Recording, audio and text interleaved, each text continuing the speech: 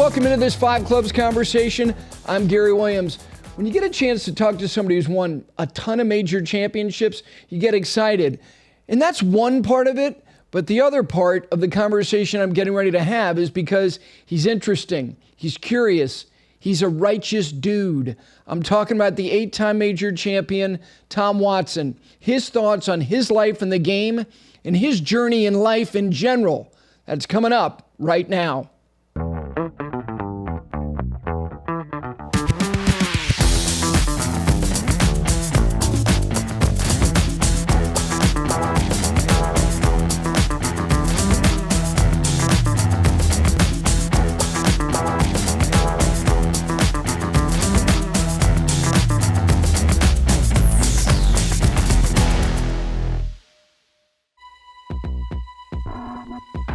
Think this is only a grip?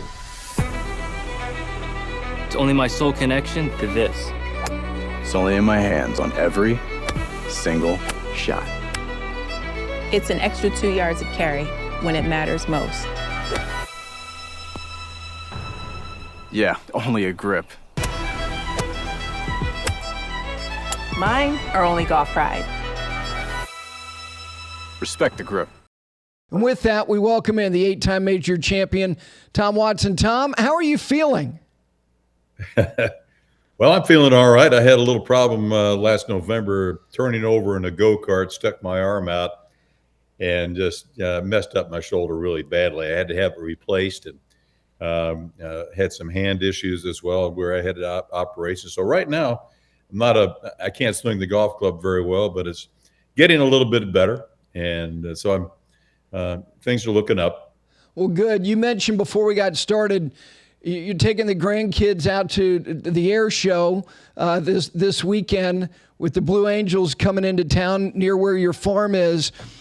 You know, you are somebody who always wants to be engaged in something, whether it's your mind or in a physical sense. How has the last year been for you? Has it been challenging for you mentally to not be able to do maybe some of the things that you're inclined to want to do? Well, it has, yeah. I'm a golfer, Gary. I mean, without me being able to play golf, there's a big hole in my life, I guess you might say, that I can't go out and do what I've always done. But I made a decision about 7 years ago to change directions in my life as far as what I'd like to do. All those years I traveled on the tour, hotels, restaurants, playing professional golf, going to golf tournaments, trying to be the best golfer I possibly could be. And I finally realized that I got to the point where I realized I didn't have enough tools in the toolbox to be able to compete. And I didn't want to just continue to play golf and go out and shoot 78s and 75s and 80s when they're on the professional senior tour, our PGA Tour champions. That just didn't. that wasn't going to get it for me. So I made the decision to change directions. My wife, at that time, was really becoming very good in a discipline called cutting, and it involves cutting horses. And so I decided that I was going to try to learn how to be a cutting horse competitor. And so I started 7 years ago, and here I am today with a whole bunch of horses and spending my kids' inheritance, yes, but doing something that my wife inspired me to do, and I got a passion for, and so that it's going to take me off. Literally, I'm going to ride off into the sunset. Tom, the thing that you're talking about, when Hillary, I think it was the early 2000s when she started doing this competitively. Maybe she was doing it before, but I was just looking back on some things, and there's some quotes I was looking at from you regarding you watching this, and you said that a couple things about the idea or the experience of cutting. You said experience is essential, and that you'd had enough of watching that it was time for you to literally get in the ring and do this. And there are things about this I'm very curious to hear your thoughts on, because it's an exercise that requires judgment from others. And you've been doing something your whole life where the judge is a pencil, and it's you putting a number in a box. And it doesn't matter how you get from A to B, but that's there. To me, fundamentally, Tom, there's a big difference between you figuring out how to get a ball in a hole and you doing something on a horse where others are then deciding how good you were at it. Was that challenging? Well, Gary, that's very profound that you say that. People ask me, what is the difference between playing professional golf and being in the show pen on a cutting a horse and competing against the cattle? And I say it's a lot more variables involved with cutting than there is with golf. People don't know in this interview, they don't know about cutting, but basically it's you on the back of a horse trying to separate a cow out of a herd very slowly so you don't disturb or scare the herd or scare the cow that you're separating. And then once you have it separated, keep that cow from getting back into the herd, which that cow wants to do in the worst way. And then it gets exciting.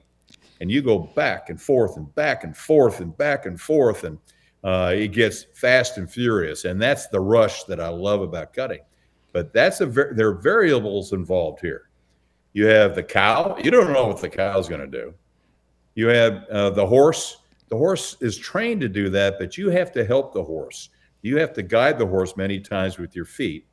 Then you have the judges. You don't know how the judges are going to score you. So you have those variables there, and you compare that to golf. The way I look at golf, the variables in golf are the wind, the lie, and the wind. Those are the two variables you have to deal with when when you're playing golf. And, I think you can do it. You can learn kind of how to judge that. And in cutting, you can't control the cow and you can't control the judges. I like all sports, but I am challenged by some things that include judges. So I'm going to ask you, because I don't know the culture of cutting. Like when I watch gymnastics or I watch, platform diving in the Olympics. Are the judges in this, and as somebody who has become, more than competent at this, do you feel like when you're done, have you ever felt wronged by a judge? Like, God, that is not reflective of my performance. Do you feel like they're really good at what they do in terms of judging performance? For the most part, yes, Gary, but there are times when you feel as if you had a better performance than you were given by the judges. And there have been times where I think the judges have been over generous with scoring. In the scoring pattern, you've got they score you between 60 and 80, and they start you at 70. And if you do well, you get a 71, 2, 3, 4, 5, 6. I've only gotten 1 6 in my life. But I've got plenty of 60s. That's the lowest score, or zeros. That's when you lose a cow. The cow gets around you and you have to get out of the ring. But the issue of fairness in the judges is different. Not to get too complicated about this, but the judges in cutting, and I've always have had contention with my trainer because he's a judge. He's a national judge, Gavin Jordan. I said, Gavin, why don't you as a trainer look at that ride and give it the true score that it is? He said, you can't do that. You have to place the ride in that particular 15-person ride. Who did the best ride? To the second, to the third. You give them the score appropriately for that, not the exact score that you think the ride was. Say you had a ride that after, in the early goings, it was a 75. Well, somebody comes in and really lights it up, and you give that person a 76. But then there's another person that comes on that really lights it up again. Now, where do you place that person in the order? That's what judges have to learn to do. And it's not the exact score that's placing that rider in the order that that judge thinks that it is in that 15 person set. Sorry to get so complicated. No, but it's that's interesting. The way No, I stuff like this, look, this has become a passion of yours. You described kind of your role, that it's like being a sheepdog, and that the cow is frightened, and the cow, as you just said a couple minutes ago, their intuition, they want to be back in the herd. Is there anything about this that you're trying to care for something that's been displaced? Is that saying something about you? I'm not trying to psychoanalyze you, but is there something about that? Well, not to avoid the answer to the question, but I'll tell you, cutting is an actual ranch discipline. It evolved from having to go into the herd before the game was ever invented. Go into the herd with your horse to separate a cow out of that herd who is sick, so you can go administer to its sickness. And you learn how to do that. You don't, on your horse, you go into the herd very quietly, not to disturb the herd. Because if you go in there running like this, that herd just explodes. It just goes like that, and you lose control. You go in there and you separate that cow very softly away from the herd, and that's the ranch discipline. It goes back to the beginning of cattle and horses.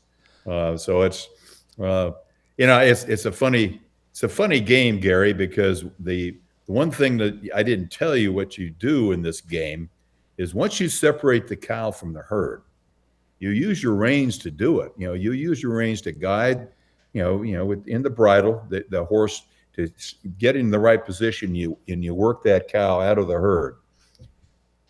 Once you separate that cow from the herd, you have to put the reins down. You can't use the reins anymore to control the cow once it's separated from the herd. So now it's you, your body, your feet, to help guide that horse, and that training of that horse, that horse knows to keep level, keep on the straight line, back and forth like this, not go up the pen or fall back into the herd like this. I'm getting too technical, I know, for most people watching this, but it's what I love to do, and it's different than golf. As I said, there are a lot more variables involved with this. One of the things you do in this is, before you go into your class, in your set, they bring the whole herd in, and it's never been ridden. They've never been used before as far as cutting, so they don't know what's going on here.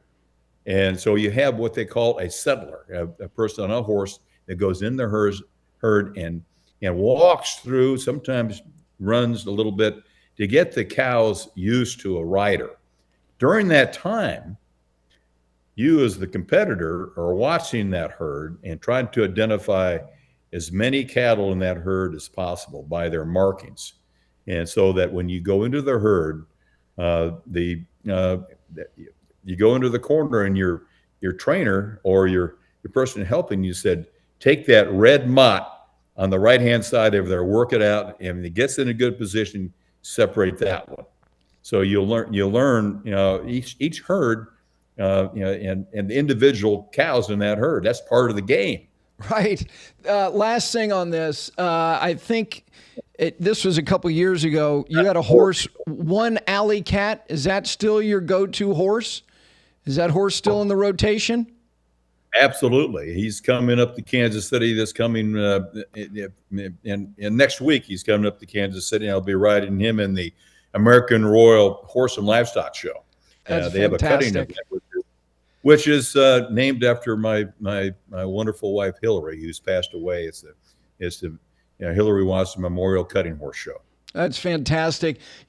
Something else that is a passion of yours, it's a newer passion, newer even than cutting, is Watson Links. And I want to talk about this because, Tom, I've been lucky enough over the last 2 years to be involved in something that's also about access for younger people in the game of golf.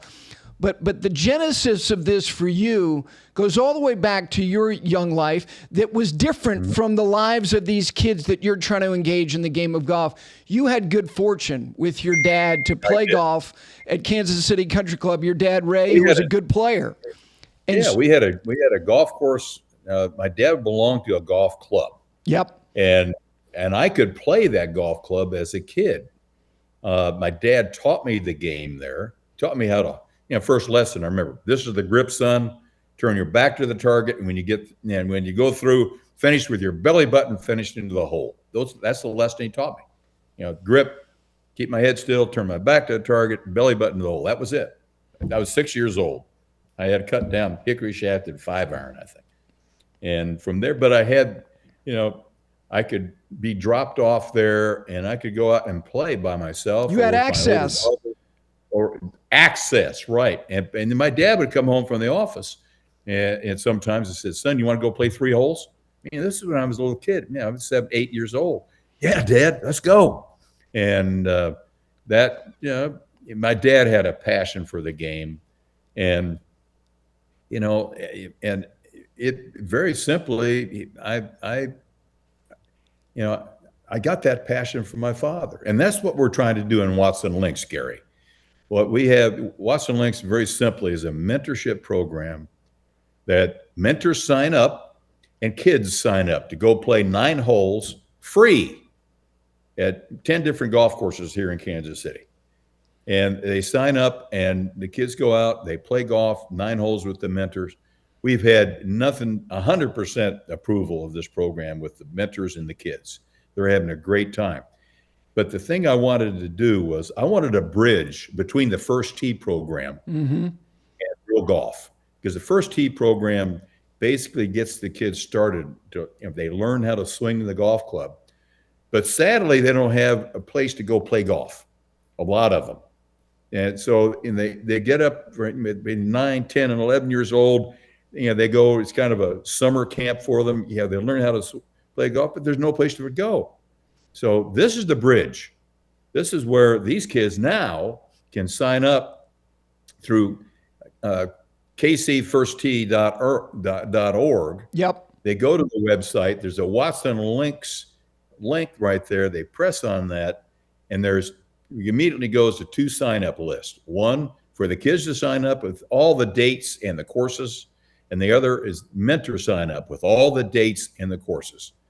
And the mentors are vetted. They go through Safe Sport. It's like any youth program with adults involved.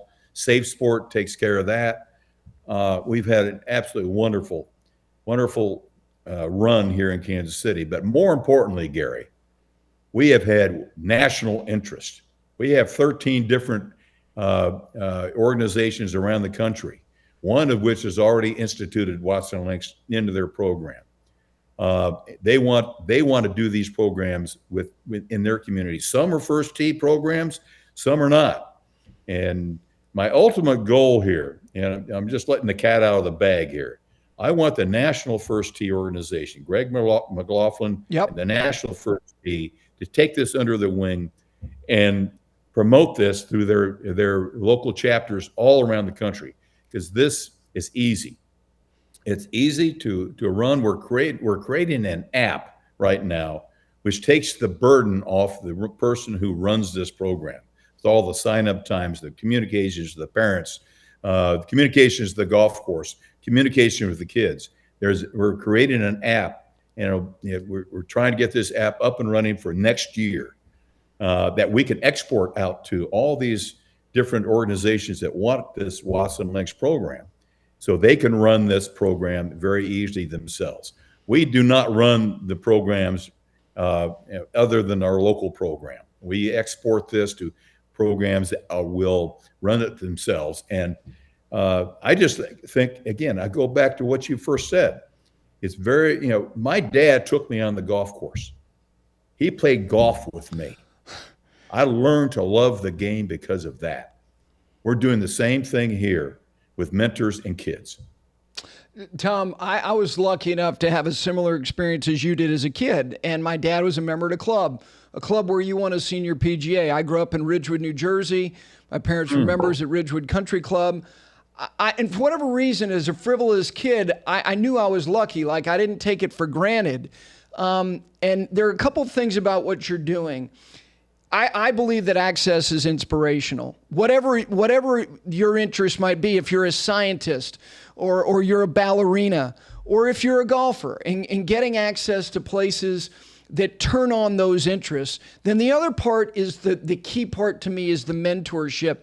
The interfacing that these kids can have with individuals that might change their trajectory of their lives, and the advocacy that they may get from these mentors, Tom, to me, that's the rub. That's everything. And from what I understand, like the interest level and the participation, you guys up like 400% year over year? Well, I don't know the percentage, Gary, but my goal this year was to have 200 individual kids work the program, and we're well over that now. In August, our program's extending to the middle of October, which is a stretch, I think, and we're considering pulling back the program as far as the time starting in May and ending in the first part of September for next year. But we're going to see how it continues, in September and October with school. We're going to see if there's a significant drop off or maybe just a minor drop off. We don't know, because this is the first full year we've had of the program. So, this program has, again, it goes back to inspiring the kids to play. The kids, hey, they look at this Watson Links and say, hey, I can go play free. I can play 9 holes. One thing we haven't really discussed, Gary, is that, and where we really haven't focused our attention in Kansas City here, why don't we go to the private clubs here? All these, the courses that we have right now are all public. We pay, my foundation helps pay for the starting time, right, the tee times. Why don't we go to the private clubs and see if we can inspire a member or two at a private club to take 3 kids on their golf course and play golf with them? And I think there's a great opportunity there. I think there's a wonderful opportunity there. I know they're members of clubs, private clubs, who would more than happy to do this. They'd love to do this, and we have different abilities for these kids. Some kids are just pretty new, but have had the basic fundamental skills. We take those and we suggest that they go to the par 3 courses, so the courses aren't too long for them. Or if we do have those, they'll move up. The mentor will move them up to tees, say 100 yards from the hole or from the green. So this is where we're going to play from in this hole. They're smart enough to do that. So we've got, we got a big opportunity to expand this to the private clubs, but more importantly, I hope we can expand this program nationally. And hey, Papa First Tee, if you are listening, we would really love your support on this thing. And we can give you all the data, all the details of how it works here and how it ties in with our First Tee here. And Spivak, Rachel Pankow, these are the 2 ladies who run this program here in Kansas City. They can give you all sorts of information. This is information that we are creating a real extensive and comprehensive package to send around organizations around the country who want to do this. Yeah, Tom, I think the time is now for these private clubs. I feel that over the last 5 years, I do think that even prior to that, I think drive, chip, and putt was an impetus, this sense of responsibility that it can't just be about us and our little fiefdoms and these forbidden cities. I look at regional sites for the drive, chip, and putt. These are major championship venues. And I understand they're not playing the golf course. They're hitting shots on the range. But I do sense that the private sector is coming around to hey, we have a responsibility here, whether it's places that are ingrained in communities like Kansas City, or these outposts that are these great places that are destination private enclaves, to say, you know what, we've put up residency in this area. Let's give something to this community beyond the gate that we're building. I think the time is now for all of this, Tom. Let me put it this way. You talked about how the kids learn the game with passion from a mentor. I started programs here in Kansas City to get kids involved with the game because of one thing, the caddy programs. When I grew up, I was a caddy. So was I. We had kids, I caddied the Kansas City Country Club, but we had kids from all around coming over there who weren't members. They weren't members' kids, and they had the opportunity to learn from a mentor. My dad used to, when he played here, he always told the pro Paul Weiler or Stan Thurston, "Give me the newest caddy you've got. I'll teach him how to caddy." Well, you teach the kid how to caddy, that kid all of a sudden becomes interested in the game of golf. Let's play the game of golf. And, Stan was very good with the caddies. He would teach them. And he'd get, on Mondays, the club's closed, caddies go play. That was a program. That's how kids from outside these Absolutely. little fiefs, that you call it, they got the opportunity to play golf. This program does the same thing. It gets kids to start the game. I want to get them to the start of the game with the first tee, and then from the first tee, I want to extend into the Watson Links program, where a mentor takes them out on the golf course and plays golf with them. It's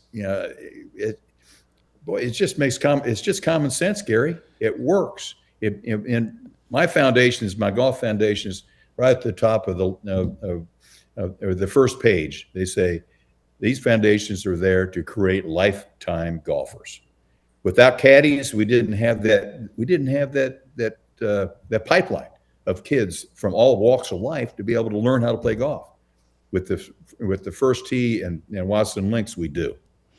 And by the way, as you mentioned, I know that you're expanding to some other cities next year.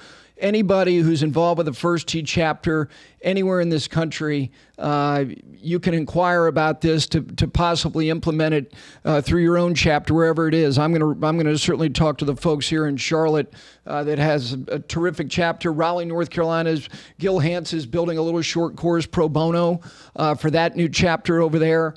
And again, give out the website again one more time, Tom, for people who want to inquire and find out more.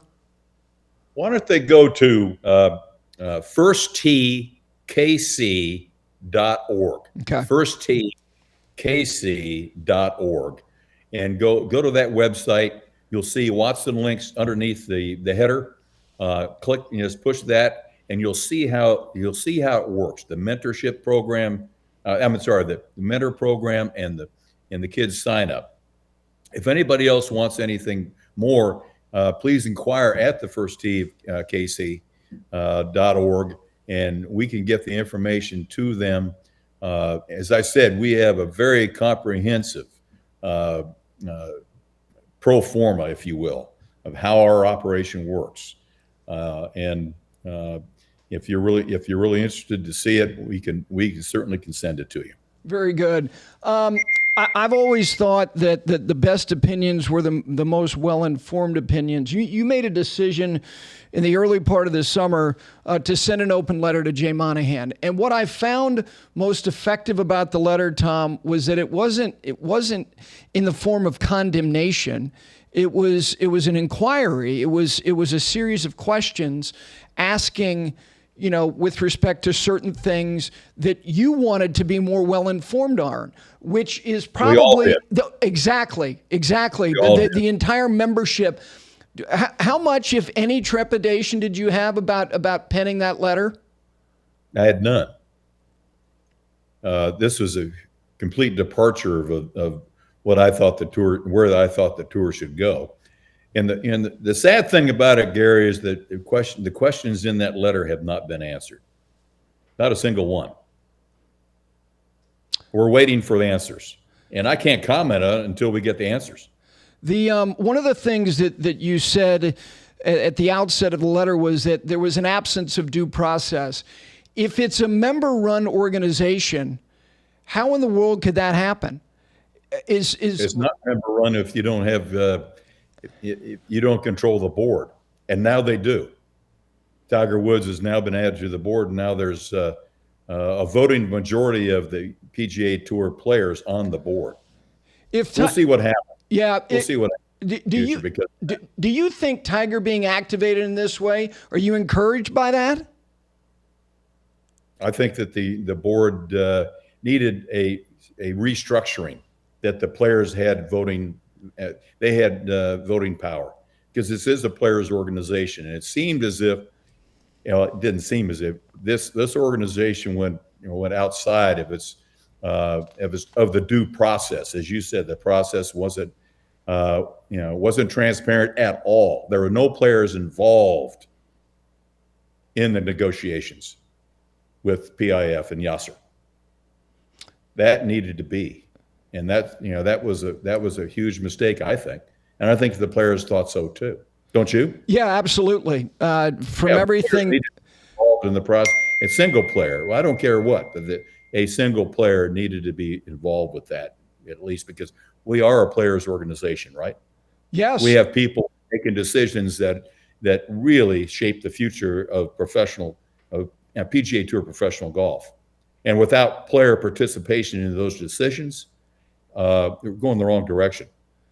Tom, one of the things that I've always thought, specifically to you, was this sense of, taking responsibility for your own actions, down to the behavior of hitting a poor shot and not looking away, consuming that poor shot. And that I remember John Cook telling me a story the first time he played with you, that you hit a poor tee shot and you just stared it down, and he looked at Bruce Edwards and he's like, "What is he doing?" And he said, "That's his punishment." And he'll get over it by the time he gets to his ball. That taking ownership of stuff. And the reason I bring that up is that poor play has consequences. It has consequences if the shot results in a bad lie, and poor play results in missed cuts. Do you think that the best players in the world playing some of them, if not the bulk of their events, in the absence of a cut, is fundamental to elite championship golf? Well, I'm like Tiger and a lot of other pros. It said the cut has always been, to me, why the tour is very, very competitive. When I first got in the tour, Gary, the most important thing for me to do when I got on the tour was to make a cut. And do you know why? Oh, yeah. So you would avoid having to play Monday. Well, people don't understand that. If I made the cut, I was in the next tournament. Yep. I didn't have to go to Monday qualifying to try to get into the next tournament. So there was a lot of pressure to make that cut. I think that pressure in itself makes you a better golfer. They have announced that Jack's event, Arnold's event, Tiger's event, and the players of this signature series will include cuts. But I look at some of you. Good. Before they weren't. They changed their policy, correct? Yes. They changed their policy. They were going to compute. And why did that occur, Gary? Do you know why? Because well, I'll tell you where the pressure came from, because Jack made it clear that he wanted a cut in his event, and so did Tiger. And speaking on behalf of the other guys you knew well, Arnold Palmer, he'd want a cut. And the problem right there, Gary, is that they didn't vet that out before they made the decision to do that, the tour. And why? Because they didn't have a player involvement in making that decision. No, they did not. And now they do. And I just, Tom, I'm looking at, first of all, every win on the PGA Tour is a quality win. But, I can't imagine the Western Open without a cut, or Harbor Town, a Memorial where you won twice. These events, to me, Tom, the thing that I have always admired about people who play golf the way that you did is that, you know what, you played in an unusual way, but the fact is you accepted the consequences of not playing well enough, and you pulled up your bootstraps and you worked on getting better. And I think that the absence of the consequence of not being good enough through 36 holes is essential. The other thing I want to ask you is about the size of fields. The idea that these guys are going to reduce fields to 70 players. Does that sit with you well? This is the deepest tour in the world. We're getting deep into this thing, Gary. I really don't want to go there. Okay. But let's put it this way. When I first got in the tour, if you made it into the top 60 money winners for that whole year, you were exempt into the next year. So when you began that year in January, your goal was to make enough money to be in the top 60. When I first started the tour, that was my goal, make the top 60. First year, I didn't. And the second year, I did. And starting the third year and the fourth year, the third year, that's all I was thinking about, making the top 60, making enough money to get in the top 60. The fourth year, the same way. And by the time it was the fourth year, I had in 1977, actually, it was my fifth year, I had my breakout year. And I won, 5, 6 tournaments, something like that, Masters and the Open Championship. But the next year, in January, what was my major concern? Making the top 60. I had a great year in 77, but when I started in January of 78, I was thinking of one thing. I wonder if I can make enough money to be exempt for the following year. That was my goal. Then they changed it to the top 125 money winners were exempt to the following year and made it a lot easier. So you didn't have to think about that on that basis. And now they've got, the tour said, we're going to have a bunch of no-cut tournaments.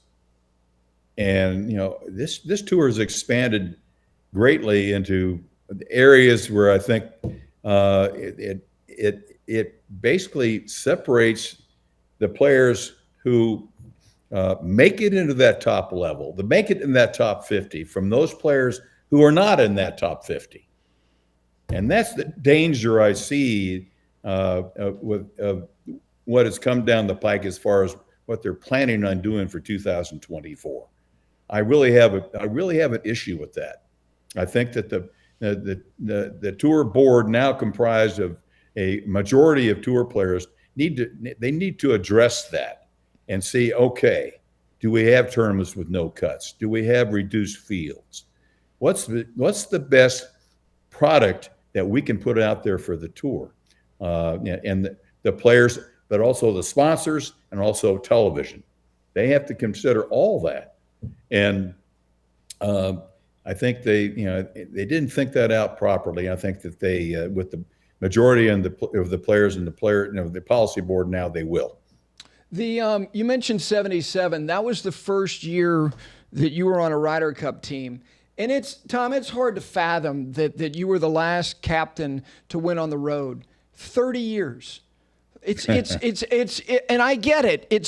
You only have an opportunity once every 4 years. It's not like they've been going over there every year for 30 years. But nonetheless, do you have any overarching theme or theory as to why that's been the way it's been? Well, without a doubt, the Europeans have a home course advantage. They have a lot stronger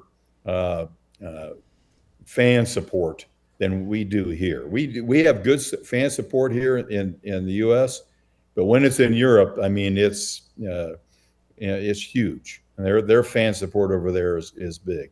And I get a kick out of them because when I was Ryder Cup captain in 2014 on the first tee, going to watch all my players tee off there, they had a group of guys that and they're all dressed up in their outfits there, and they're singing different songs that they had comprised, and wonderful, funny songs, not mean, but in support of their players, and they're up there singing, at the stands at the back of the first tee. That's the type of support that you get over in Europe, and I think that gives the team an advantage. Tom, in '77, that was the last year before they included continental European players on the side. They did it in '79 at the Greenbrier. From '77 and 81, the team you guys had in '81 is arguably the greatest Ryder Cup team ever. I think Bruce Litsky is the only guy on that team who didn't win a major, at least one major, and he was a great player. What changed? Obviously, the talent level and the depth and some of these guys by '93, but the atmosphere and the edge, was there a noticeable edge from '77 and '93 that had been instituted as far as they had become more competitive, they could trade punches? What to you had changed the most from that 16-year window from '77 to '93? Very simple, Seve. Seve is a hell of a leader and an inspirational leader. Seve, he had some really good players on their team. I mean, you go down the list, from Sandy Lyle to Jose Maria to you just go right down.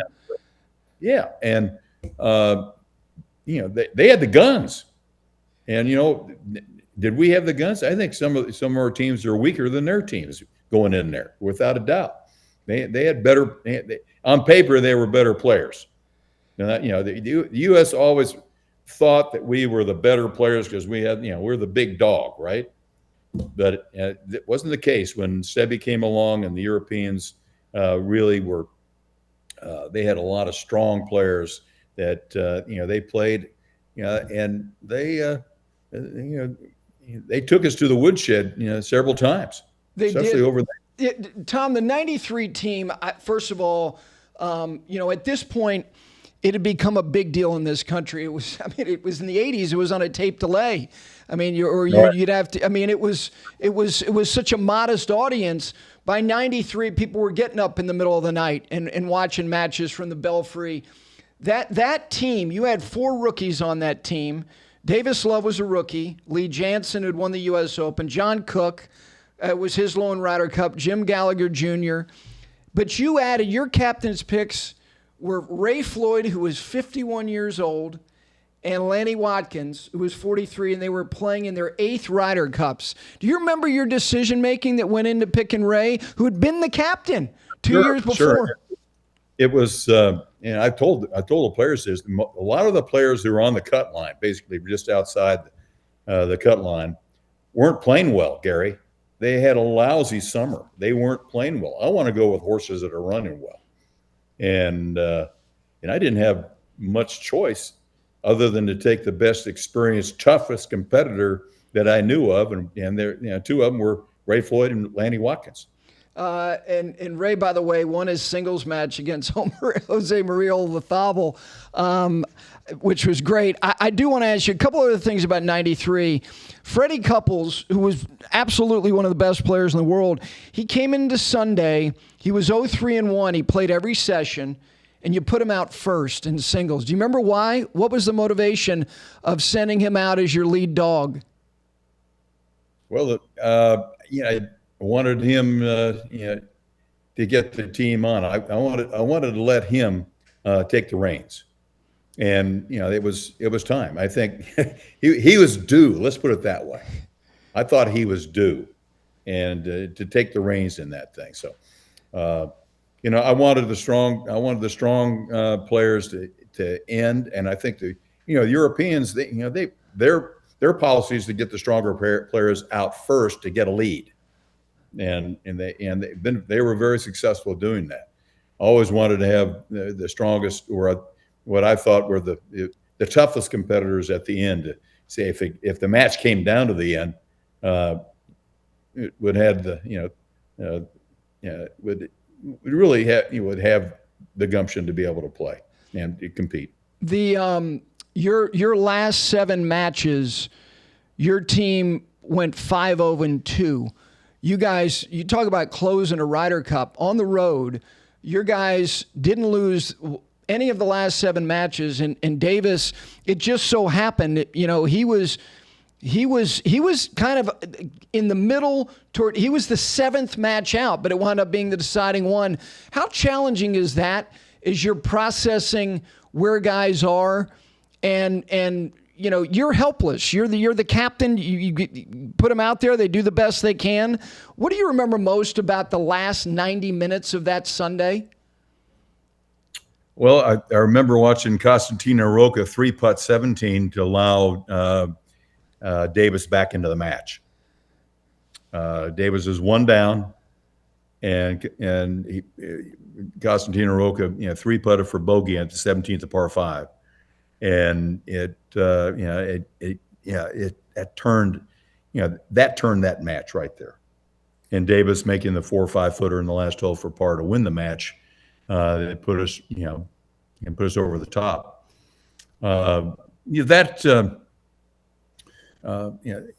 That's why people watch the Ryder Cup right there. They want to see a close match.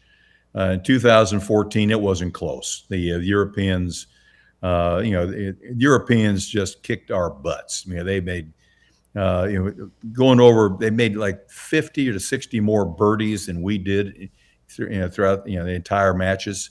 We just got we just got cleaned, and we really did. We just our players, their players performed better than our players. Is the bottom line, and that's can a captain inspire your players to make more birdies? No, it's up to them when they're on the golf course. And let me put it this way: there are certain players in the golf course, Gary, that go unnamed, that get really overly nervous and can't play.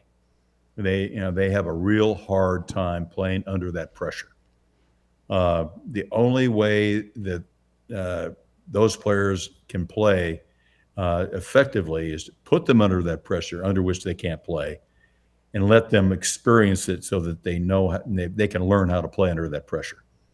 And sometimes they go in there and they have to lose first, and then they get it, and they know what to expect as far as the pressure is concerned.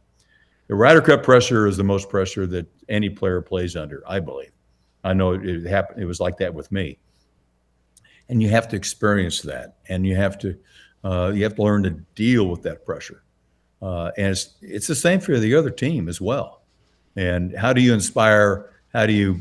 I said as a captain, try to keep the team room loose, joking, things like that.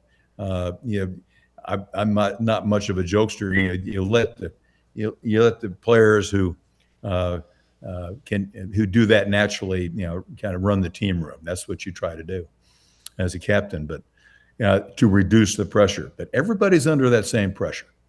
Once you get to the tee, the team room doesn't mean anything. It just means, okay, it's time to start the match. I know there was one player who got to the tee in the alternate shot, and he was supposed to go first. He goes to his teammate and said, "I can't tee off." Yes, you have to tee off here, and that's what happened. So it's interesting to see how different people react to the Ryder Cup pressure. Do you? I go back, and you've said this, of all the great victories you've had, being 2 down to Bob Devine after 19 holes in the Kansas City match play when you were 14 years old. Well, you're 3 down. 3 down after 19. Okay, so you're 14. He's twice your age. And I bring this up because confrontation is something that a lot of people are not comfortable with. And match play is more than just the golf course. Your opponent, he's right there. He's right there. And I think, Ben Crenshaw is my guy, and I think his playoff record is indicative of somebody who just doesn't like confrontation. Were you comfortable with confrontation as a kid? Like in that match against Bob Devine, who's an adult, and you're a child, and you came back and I think you beat him 4-2. Were you comfortable in that environment? No.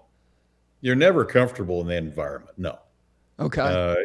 Any player that says when they're on the golf course when the chips are down, saying that they are comfortable, well, you learn to be comfortable under the pressure you're playing in.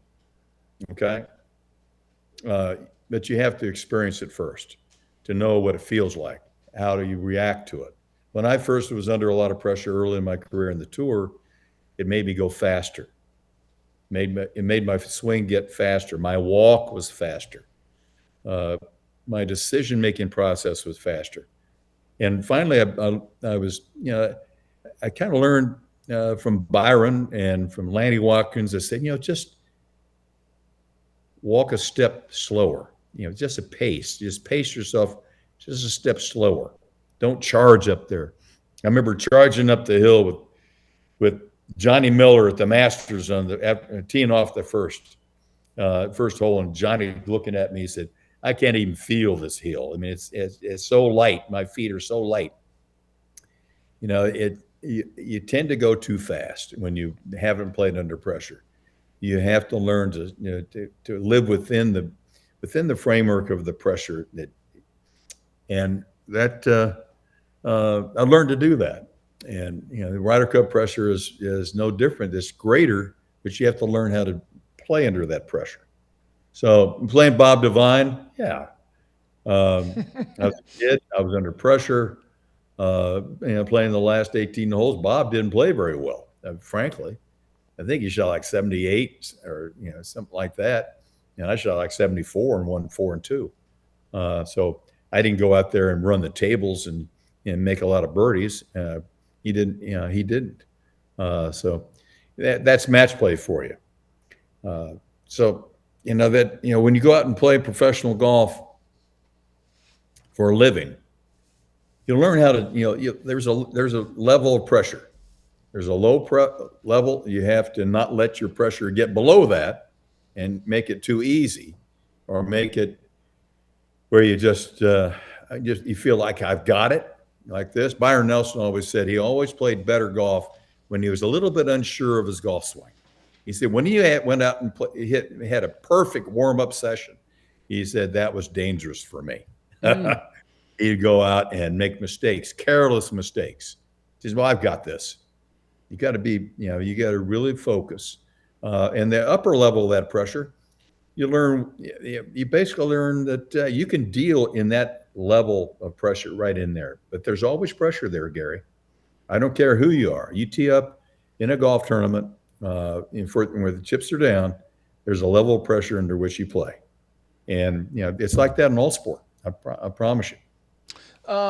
Since we talked about Watson Links earlier, and this is a more, this is real life stuff. Two people who you were, have real relationships with, John Feinstein, who wrote a book about Bruce, and David Faraday. And I had both of them on when David's book came out.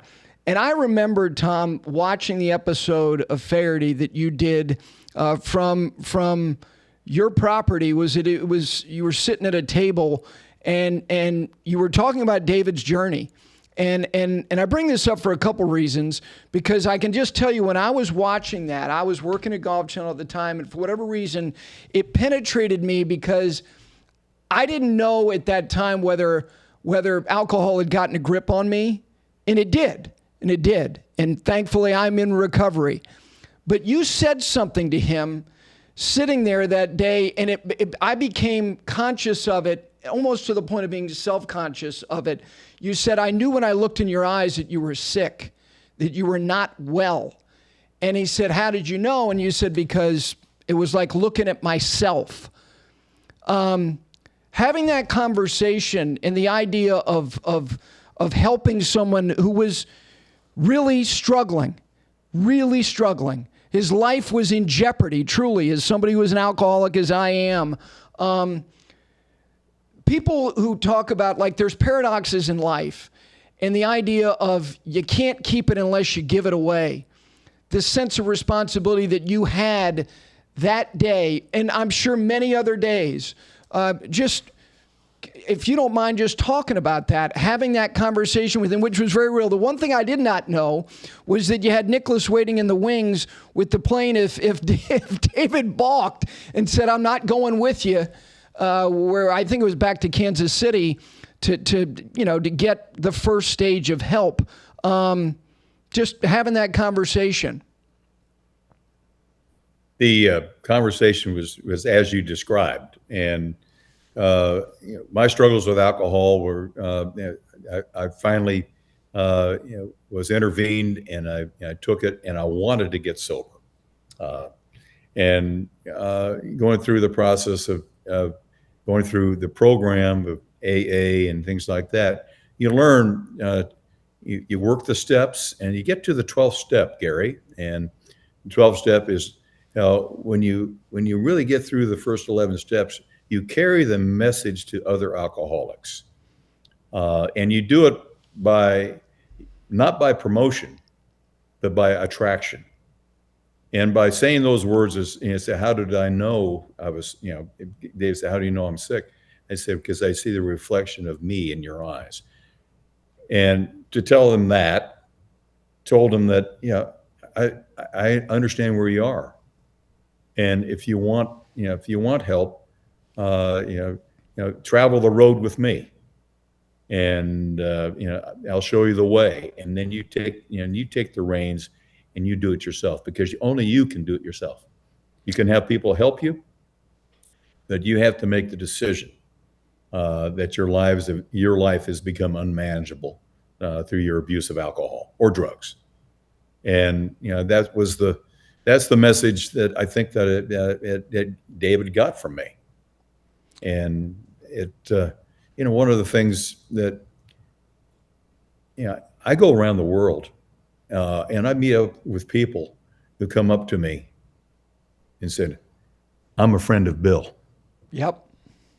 And people who don't know what that means, if you're ever watching this, a friend of Bill's Bill Wilson. Bill Wilson basically wrote the big book on Alcoholics Anonymous. And it's a secret message, basically. Yes. It said, I share your life with my life. When you say, I'm a friend of Bill. And, it's one of those things that, it's actually funny to say this, but you're almost grateful that you were an alcoholic, because it gives you the opportunity to really see inside your soul, see inside yourself, and become a better person. Knowing that you've hurt people, make amends to those people, and you go through life living the 10th step, where you take personal inventory every day and say, I'm trying to be the best flawed person I can be on a daily basis. Because we all make mistakes. We should continue to make mistakes, but we're better people because of that, Gary, I think. And the program works, but unfortunately it doesn't work in great percentages. People who get in the program drop out of the program and return to their problems. So it's a never-ending road that we take to inspire, to attract people who have their problem. We open the door and say, this is what I am, this is what I was, and this is what I am now. And you tell people, you do it casually. Sometimes a person's struggling with alcohol. You said, this is. I remember when I was doing, I did this and I did that. I got up in the morning really feeling bad. I hurt somebody. And I did that, but now my life has changed, and this is what I do now, and that's by attraction. Tom, thank you for sharing all that. I just can tell you that I wasn't ready. I wasn't ready when I saw that episode, but and too many times, unfortunately, with alcoholics, is that there has to be consequences, and it's. You remember that episode? Absolutely, I do. Remembered that. No question about it. It's the only. Eventually, you got help. Yes, I did, and it's the only self-diagnosed terminal disease. You have to be there. There's an acceptance that has to be there. People can beg and plead because they're angry and scared for you and for themselves. You got to want it for yourself. And I can just tell you that episode, I sat up and went, I didn't say out loud, God, I need help, but it was not forgotten. And thankfully, I eventually got it. Well, we both have gone down the road to sobriety, and we are better people because of it. Gary, I thank you for this time to be able to speak. I think you speak of this to people who may be watching this, say, do I? Am I? And we hope that they look at themselves deeply and they say, if a program is there, if I want it to help me. So No question. A couple things, and I'll get you out of here. All right. There was a terrific book, and I've loved all of Joe Posnanski's stuff. But early in his career, you reached out to him because he was doing columns and he was making lists. And you called him at the Kansas City Star and you got him on the phone and you said, "Do you want to be great?" And that can be asked of anybody, no matter what they do. What do you remember why you called him? I mean, other than asking him that question, but I think you knew that he could be great. That's why you wanted to ask him if he wanted to be great. I don't remember the phone call, honestly, Gary, but I always I always thought he was a wonderful writer. Yes. And he really made the reader understand and participate in what he was writing about. And it's hard. It's a hard chore. Have a writer, column and column and column on the different sports he wrote about. You read the column, said, that made me understand and like what I like the sport, and that's why we got along well. Okay, 5 quick questions to get you out of here. A better ball partner, you can create a match. Who's your partner, and who are the 2 people you're playing, and where are you playing? We're playing. Jack Nicklaus and I were always partners in the Ryder Cup. We never lost. It's pretty good to go to the first tee against your opponents, and they come to the first tee and they see Jack Nicklaus there. Oh no, man! Like this. So Jack would be my partner. Who do you want a piece of? I want Seve and Faldo. That'd be great. Seve and Faldo would be a piece of in the Ryder Cup. Where do you want to play this match? You can play it anywhere. I think we love to play it near field, Scotland. Oh gosh. That's where Okay. All right. A sporting event you've never attended that you'd like to. World Cup soccer. Excellent one. It's the best biography you've ever read. Actually, I just read John Feinstein's book on David Faraday. Yeah. He's a close friend. There were things in there I didn't know about my friend, and so that's a recent biography. Truman. You go all the way back. John Adams. Yes. There were these. The Revolutionary War. George Washington. You go back there, and of course, the several Lincoln books that came out. The recent one John Meacham wrote is excellent. John's written some great biographies. The one he wrote about Bush 41, Destiny and Power, that's a terrific book as well. No, that book, the David book is very revealing. The vulnerability he shared was very powerful. All right, I don't know. This is interesting for me. The last time you threw a club. Wow. I remember the best time I threw the club. I was a kid playing by myself, and I hit a 3-iron lousy. I threw the club, and it got stuck in a tree. Now here I am throwing more clubs up like this, trying to get that thing stuck out of the tree. And I finally got it down, and my dad would have been really pissed at me if he knew about that.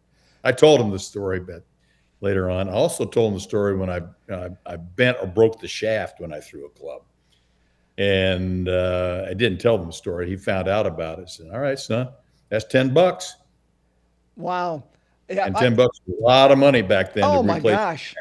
Absolutely. All right. Last question for Tom Watson. The thing you're most grateful for. Oh, God. Yeah. The loved ones, the people in my life, and it expands from childhood to now.